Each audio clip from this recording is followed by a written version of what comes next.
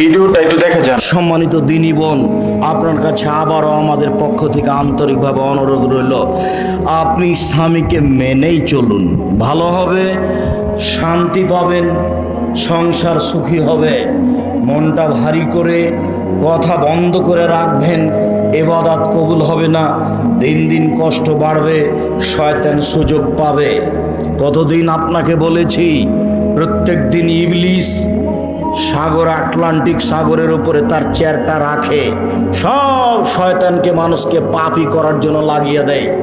বিকালে এসে কেউ বলে আমি মারামারি লাগিয়ে দিয়েছি, তখন শয়তান বলে যাও কিছুই হয়নি। আর একজন এসে বলে আমি জেনা করিয়ে দিয়েছি, তখন শয়তান বলে যাও এটা কিছু হয়নি।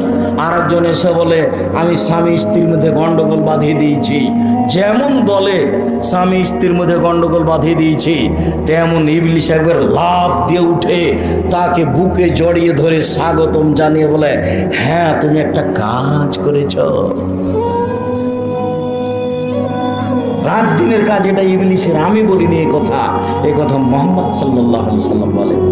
1450 বছর পূর্বে তিনি এভাবে বলেছেন, হাদিসে এভাবে আছে। কাজে ভুলে স্ত্রীর সাথে এরকম আচরণ করবেন না আপনি। আর আপনি দিনী বোন, আপনাকে আমি অনুরোধ